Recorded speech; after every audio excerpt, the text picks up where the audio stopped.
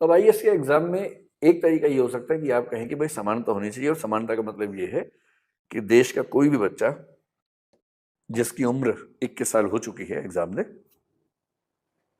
एक दो बच्चों की कहानी सोच के देखिए। एक बच्चा है ए, एक बच्चा है बी। ए ऐसा है कि इसके पेरेंट्स जो हैं वो भी आईएएस हैं, फादर या मदर या दोनों।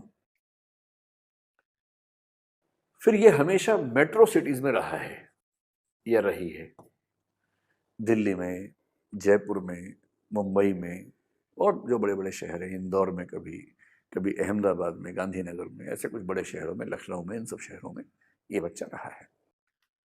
अंग्रेजी माध्यम से पढ़ा है, जो कि बहुत स्वाभाविक है कि अगर उसके पेरेंट्स का प्रोफाइल ये है और बड़े शहरों में बच्चा रहा है तो अंग्रेजी माध्यम से ही पढ़ा होगा।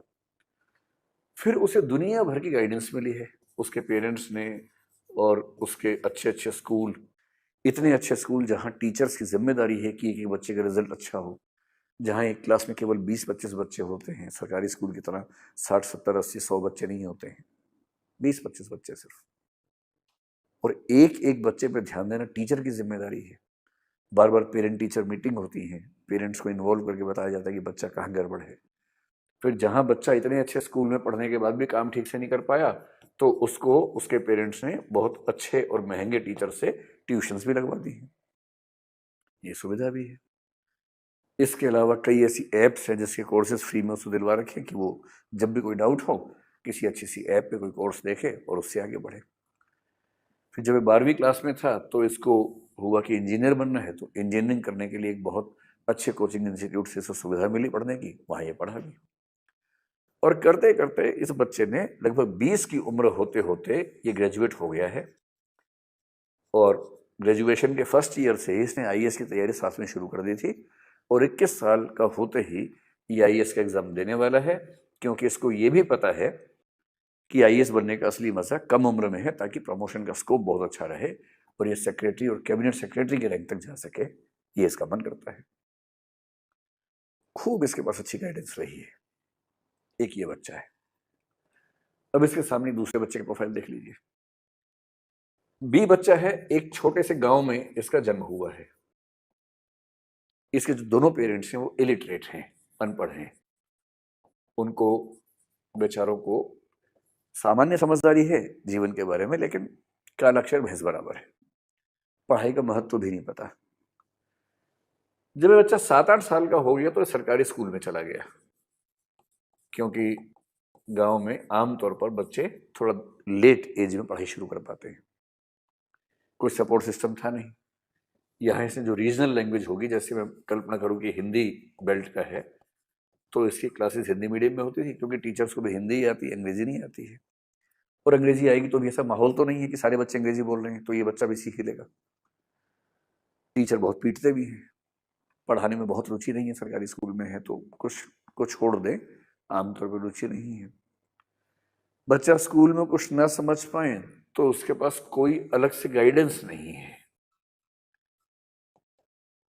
वो चाहे कि मैं ट्यूशन पढ़ लूँ तो उसके पेरेंट्स के पास इतने पैसे भी नहीं, और वहाँ पर कोई ऐसा अच्छा टीचर भी नहीं है कि उससे ट्यूशन पढ़ने को उसको बहुत फायदा हो। कोई ट्यूशन नहीं, कुछ नहीं।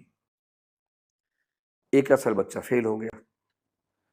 फिर बच्चा जिस कॉलेज में गया उस राज्य में, वहाँ यूनिवर्सिटी का सिस्टम बहुत लेट चलता था, और करते करते ये बच्चा करीब 24-25 की उम्र में जाके अगर हो पाया तो ग्रेजुएट हुआ। ये बच्चा 20 में ग्रेजुएट हो चुका है और साथ में आईएएस की तैयारी भी कर चुका है। ये 25 की उम्र में जाके ग्रेजुएट हुआ है गिरते पड़ते किसी तरह से, और इसके परिवार से कोई सपोर्ट नहीं है। परिवार लगातार कह रहा है कि छोटी सी नौकरी पकड़ लो और शांति से बैठ जाओ। इसका मन इस बीच में करने लगा कि मैं कुछ बड़ा करूं, और इसको लगता है कि मैं भी आईएएस के बारे में सोचूं। कुछ लोगों ने इसको कहा तो इसके मन में ये बात आ गई। इसकी इंग्लिश इतनी खराब है कि इंग्लिश का पेपर क्वालिफाई कैसे करेगा, ये भी इसके सामने एक चिंता है। भाई इंग्लिश तो भारत में जो ग्रामीण क्षेत्र के बच्चे हैं, रूरल बैकग्राउंड के बच्चे हैं, उनके लिए तो आमतौर पर एक संकट ही है अंग्रेजी। उनको ठीक से नहीं आती, माहौल ऐसा नहीं मिला होता, और इंग्लिश क्वालिफाई की बिना आईएएस बन नहीं पाएंगे, तो इसको तो ये भी चिंता है। अब इन दो बच्चों के बीच में आपको तुलना करनी है, और ये तो गांव का लड़का, अभी तक हम मान के चल रहे हैं गांव की लड़की हो मान लीजिए, तो इसके पढ़ने की संभावना और कम हो जाएगी, क्योंकि 5वीं क्लास के बाद लड़की स्कूल में पढ़े यही कई पेरेंट्स को गवारा नहीं होता है। फिर अगर स्कूल, हाई स्कूल या कॉलेज गांव से दूर है तो वहां तक उसको भेजना, वो रहेगी कहाँ? लड़की हॉस्टल में रहे ये तो और असंभव बात है। इसके लिए उसको अपने घर में क्रांति करनी पड़ेगी पहले, तब जाके बाहर जा पाएगी। और ऊपर से मान लीजिए कि वो बच्ची एक ऐसे समाज से है जो समाज ट्राइबल या एससी कैटेगरी का समाज है, जहां अवेयरनेस का लेवल आमतौर पर और भी कम है। अगर ऐसा हुआ तो मान के चलिए ग्रेजुएट होने की उम्र 25 से शायद और बढ़ जाएगी। अब आपको ये बताना है कि इन दोनों बच्चों को आपने आईएएस के एग्जाम में एक साथ बिठा दिया और आपने कहा कि देखो भाई, समानता है, हमारे संविधान में लिखा हुआ है, आर्टिकल 14 में लिखा हुआ है, तो आप दोनों आईएएस का एग्जाम दो, एक ही पेपर आएगा, इक्वल कंपटीशन है, पूरी बराबरी है, भेदभाव तो हमारा संविधान करता ही नहीं है। और 21 साल से लेकर 30 साल के बीच में आप एग्जाम दे सकते हो 6 बार। बीच में तो चल रहा था 21 से 26, अगर 21 से 26 करते ये बच्चे तो बाहर ही हो जाते सारे के सारे। तो गनीमत है कि अभी 21 से 32 से 30 था, 30 भी ठीक था वैसे तो 21 से 30 साल तक का समय है और आपके पास 6 प्रयास हैं, 5 प्रयास हैं, आप इक्वल हैं, फाइट कीजिए। अब आप ये बताएं कि क्या ये दोनों बच्चे सच में इक्वल हैं? और अगर मैं ये कहूं कि ये दोनों एक रेस में शामिल हैं और मान लीजिए कि ये रेस का ट्रैक है, यहां जाके रेस खत्म होनी है, तो क्या आप ये मानेंगे कि दोनों बच्चे एक ही पॉइंट से शुरू कर रहे हैं? या मैं ये कह सकता हूं कि इनमें से ये गांव वाला बच्चा यहां से शुरू कर रहा है और शहर वाला बच्चा यहां से शुरू कर रहा है? इसके लिए रेस को पूरा करने का मतलब इतना ही है, जबकि इसके लिए रेस को पूरा करने का मतलब इतना है क्योंकि इसको तो कुछ भी ऐसी सुविधा नहीं मिली जिस सुविधा की वजह से ये अच्छी स्थिति महसूस कर सके। अब आप ये बताइए कि समानता का सही मतलब क्या होता है और समानता के, इक्वालिटी के सही मतलब पे ही पूरी डिबेट चलती है। और एक कंसेप्ट विकसित हुआ जिसको हम बोलते हैं पॉजिटिव इक्वालिटी, यानी कि समानता का सकारात्मक अर्थ।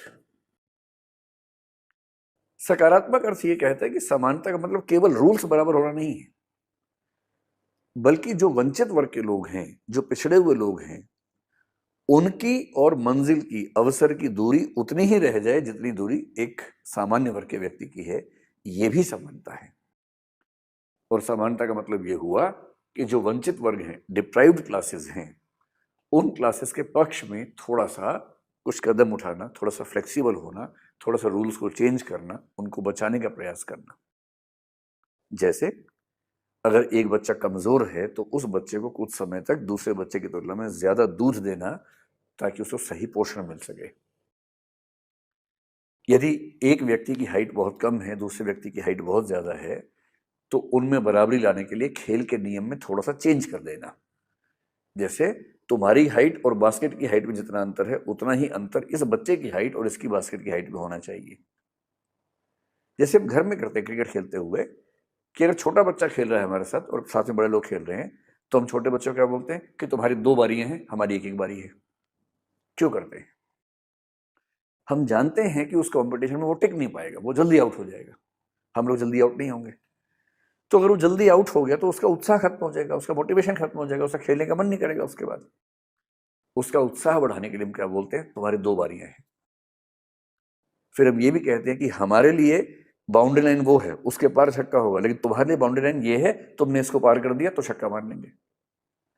जब घर की दुनिया में छोटे छोटे लेवल पर हम ऐसे रूल्स फ्लेक्सिबल बनाते हैं, तो बड़े स्तर पे क्यों नहीं? क्योंकि परिवार के स्तर पर हम उन सब बातों को समझते हैं जो समाज का स्तर आते ही भूल जाते हैं। और हेगल ने यही कहा था कि जो फीलिंग परिवार को लेके आती है, अगर वो समाज को लेके आने लग जाए तो समस्या खत्म हो जाए। पर होता क्या है कि जब तक हम परिवार में हैं तो हम चाहते हैं कि हम त्याग करें, और जब हम समाज में उतरते हैं तो हम चाहते हैं कि ज्यादा से ज्यादा संसाधनों को लूट लें अपने पक्ष में, बाकी लोगों को ना मिले। और इसीलिए हीगल ने कहा कि जो परिवार है उसमें जो अल्ट्रुइज्म है, इंडिविजुअलिस्टिक या पार्टिकुलरिस्टिक अल्ट्रुइज्म है, कुछ विशेष व्यक्तियों के प्रति त्याग की भावना है। और सिविल सोसाइटी में, समाज में जो यूनिवर्सलिस्टिक इगोइज्म है, जो सबके प्रति हमारा अहंकार का भाव है, ईगो का भाव है, स्वार्थ का भाव है, ये दोनों इतने विरोधी हैं कि हम परिवार के सिद्धांतों से समाज को चला ही नहीं पाते। और उसी को ठीक करने के लिए हीगल कहता है कि राज्य का विकास हुआ, स्टेट डेवलप हुआ, जिसको उसने कहा कि उसमें यूनिवर्सलिस्टिक अल्ट्रुइज्म का काम करता है सिद्धांत, यानी सामान्योन्मुखी परार्थवाद कहते हैं, कि जिसमें सिस्टम तय करता है कि प्रत्येक व्यक्ति कम से कम इतना परोपकारी हो जाए जितना समाज को चलाने के लिए होना आवश्यक होता है।